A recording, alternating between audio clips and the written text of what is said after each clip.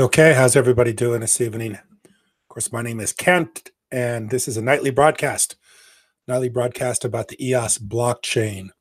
So let me get to what I want to speak about this evening and present to everybody, and let's get going. So anyway, what I want to talk about tonight is I want to talk about ECAF.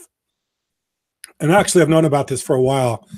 I just wanted to wait in order to make a video about it because I wanted to think about it a little bit, and I want to talk about this because this is something that was originally part of EOS. I think it was part of the Constitution. Dan Lermer spoke quite a bit about it, and it was supposed to be a feature with EOS. It was supposed to be different than all other blockchains. The fact that there was arbitration, that there was going to be some sort of way for issues to be resolved if you did have a problem on the blockchain. So, for instance, somebody stole your account, you lost your private keys, just a myriad of things that could go wrong. That there was some sort of arbitration, something in the background that was going to kind of oversee the blockchain, the EOS blockchain, and hopefully give somebody some remedy for some of the things that they may have a problem with. So anyway, this was 23 days ago. And basically what this says is ECAF, which is EOS Arbitration, is basically not it's gone. It's not working. It's completely abandoned. So I'm gonna read this, and we're gonna talk about it. The EOS Core Arbitration Forum caseload has grown to over 900 cases, and new cases continue to stream in weekly. So over 900 cases, probably for the amount of people involved isn't that much, but it's still a significant amount. But there's a lot of people out there that needed some help and they didn't get it. So let's just read on. I'm reading right here. Unfortunately, the resolution of cases has slowed down to a crawl due to difficulties experienced in the EOS mainnet community. Dispute resolution on the EOS mainnet is therefore not working as expected. In particular, a vocal portion of EOS mainnet block producers have publicly postured to reject all future emergency actions and have generally indicated that they are not willing to enforce any future ECAF arbitral awards. This is to the point of breaking the EOS Constitution and has led to the current constitutional deadlock between BPs and ECAF. ECAF has operated as a volunteer-run organization with the expectations that it would fund itself through fees charged for its services once rulings were delivered. But purely volunteer run was never intended to be the long-term mode of operation. Having no clear route to the enforcement of many of its rulings means that ECAF is being effectively defunded, which in turn means that it's extremely difficult for ECAF to sustain operations at the level demanded by the claimants.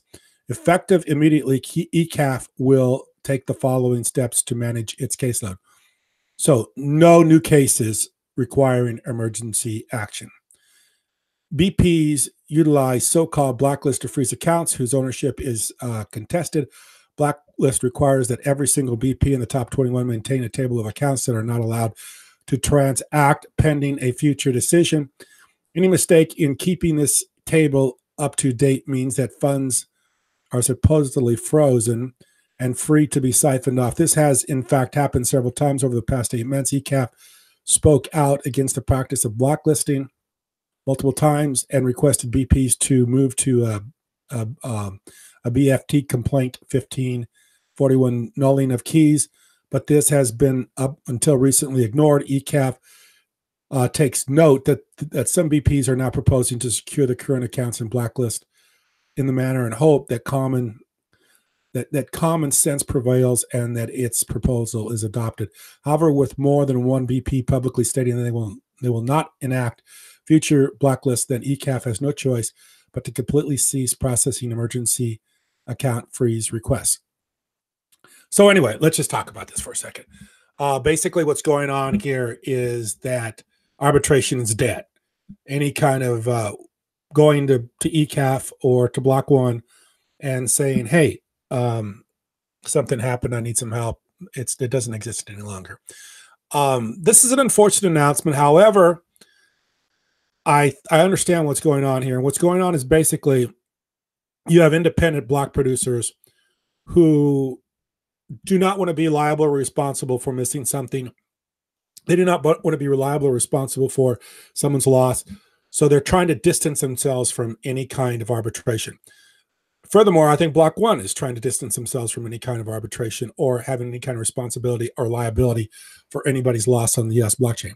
So basically what this means, and it's just, I'll put it in very simple terms, it's buyer beware, caveat emptor, which is, I think, Latin for buyer beware, which means that if you're on the EOS blockchain, you got to act like you got to be very aware that you're responsible for your own actions. So in other words, you lose your private key, you're going to be out. You give your private key over to somebody else and they steal your funds, you're going to be out. If somehow your account gets taken over through some sort of means where somebody captures your private information, you're going to be out. There's not going to be anybody there to help you out. You're pretty much on your own. So I want people to be aware of that, because that's the way it is. And that's the way it looks like it's going to be. So I want people to know that, because we've tried to help. In fact, we set up the a Safeguard EOS account to try and raise some funds for people that have lost or have not, or to need to be kind of have a safeguard against somebody taking EOS or stealing EOS and having some sort of means of being able to refund or repay them. I haven't really been pushing that fund very hard because right now EOS price is low. Nobody is making money with the EOS blockchain. Developing is a little bit slow right now because prices are off. You know, I think prices, where are we on prices? I think we're down still. It did a little bit better today. I think Bitcoin went back over 4,000. Yeah, Bitcoin's back over 4,000. EOS is 368. But until EOS, the price really starts to develop and starts to take off, I think a lot of people are just going to ignore these issues. And that's why I'm not talking about Safeguard EOS right now. But believe me, as soon as EOS goes up a little bit higher, people start seeing a good return. I'm going to hope more people donate to the fund to help people lost funds, give us some sort of remedy or help for people. And then not only that, but to have some system in place for there to be a way to help people that have had issues or problems of no fault of their own. I mean, they're just out there. They're trying to learn the system like everybody else. They make mistakes. There's not a person on blockchain that hasn't made a mistake with how they've handled certain information or how they've done things. So there should be something in place. I'm like I say, I've talked about this before. I understand the decentralization. I understand the fact that block producers are independent. I understand nobody wants to assume responsibility and liability. So I understand everybody kind of like distancing themselves from this problem, this issue. And I understand that ECAF was supposed to be in place for this. And I think Dan had good intentions. I think this was a good idea. I think they put a lot of effort and work into it. But as we've talked about many times, Block 1 hands the software over to community, and now community decides how they want to deal with these kinds of issues. And as you vote for block producer, and as block producers have been elected, now you're seeing the results of those decisions. So that's what I've talked about all along there. That's why you want to vote, you want to get a hand in this, and you want to have some sort of ability to give your wishes, let your wishes be manifest on the EOS blockchain. And this is what it is. And I don't think it's anybody's fault. I just think this is the way it is. This is the way the communities decide to run this blockchain, and this is the way it is. So ECAF is dead. They've done everything they're going to do. So in the future, if you do have a loss, I would refer you to our Telegram, Safeguard EOS. There's a lot of good people on there helping people sort through their problems if they lose EOS or if they've had a problem. And I appreciate all those people that are on there. I see I drop in there from time to time and communicate with some people, and there's some good information there. So if you've had a problem losing EOS, if you've had a problem with this, then go to Safeguard EOS Telegram. I'll put the link below, and there'll be people there to help to support you. The other thing I would say, that if you've lost EOS, go directly to the exchanges. The exchange that this EOS is running through that's been stolen will have some responsibility if they allow somebody to sell crypto on their exchange that did not belong to them, especially if you can track it through the blockchain. So your first and maybe only remedy will be go to the exchanges and try to talk to the exchanges. But as probably everybody knows, the exchanges are fairly First of all, a lot of them are run outside of jurisdictions that have much oversight. So they're in areas of the world where there's not going to be many governing rules over them. So mainly, if you go to the exchange, it's going to be a long process to try and get them to give you anything back. But that would be your best option if you've lost EOS, is maybe go to the exchanges and see if there's any way you can recover from them. But I'm just going to let everybody know this. For better or for worse, the EOS ECAF arbitration is no longer processing cases, and they're no longer taking on anything new. So anyway, this is it. And I don't know if anybody got much results from them to begin with or not. I don't know. Like I said, go to Safeguard EOS. That's a Telegram channel we started to help people in these kind of positions. And if there's a way to help people out, I'm sure there's somebody on there that can help you out. There's people on there that know far more than I know about this. But I just want to make this mentioned, and I want to make it known that ECAF arbitration there is no longer exist, and don't expect some help if you make a mistake on the blockchain. So please make sure everything you do with your account is something that you're 100% for sure isn't going to cause you to be hacked or to give up a private key or to lose control, because you're not going to get it back. This is pretty much a system where decisions are final and there's no way to get it back. This is custody. This is why I push so much for there to be funds where people can trade EOS and Bitcoin without these issues. And this is what needs to happen for mass adoption. People do not want to worry about final decision. You make a little slip up, you make a little mistake, and you lose all your funds.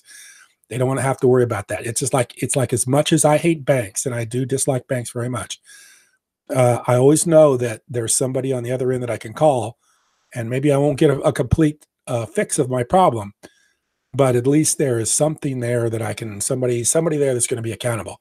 And this issue, there's nobody. There's just nobody accountable, nobody's held accountable, and nobody's going to do anything. And the block producers aren't going to do anything either. They pretty much made that pretty much clear. There's some block producers that are willing to listen, provide information, help other block producers. You won't be able to get a hold of them. So this is what it is. Just please beware that whatever you do on the blockchain is forever. And there's not going to be anybody there to bail you out if something happens and goes wrong. So I want to make this video tonight. Like I say, it's been a little bit of time for me to make it. I didn't want to really make it right away because I wanted to think about it. But it is what it is. Obviously, this, in my mind, makes EOS a lot more decentralized. There is no reversal of things. It's more or less a protocol where the blockchain's the blockchain. That's what people want. That's probably the way blockchain needs to be operated. As much as I'm somebody that likes to help people that have made a wrong move or something like that, I'm a pretty generous guy. I give up a lot of my, I'll give up a lot to help somebody out. But in this case, it is what it is. There's nothing you can do about it. So, like I say, Safeguard EOS is a way we've tried to help people out. Like I said, I'm not going to ask people to put money into this until people start making money. I don't want people to put money into the Safeguard unless they feel like they've got something going or something's been, there's been some benefit from it. So, and like I said, right now with the down market, I haven't really talked too much about it, but it's still there.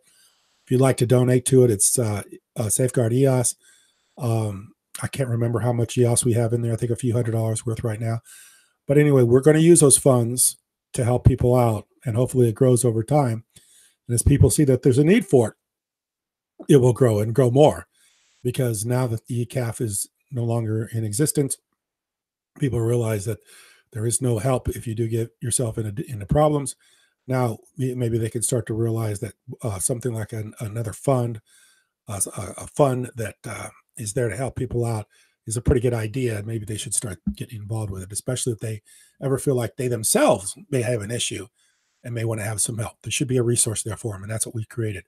And it will grow as EOS grows. It will accumulate more EOS as prices go up, and hopefully one day it'll be enough to cover whatever people have lost. That's what my dream, my hope is with EOS, Safeguard EOS. So anyway, I want to make this video, let everybody know, buyer beware. The remedy is that you take ownership of your own account, and and make sure you don't do anything that would subject yourself to any kind of losses, because as of now, there's not much you can do about it. I appreciate you watching. Thank you very much.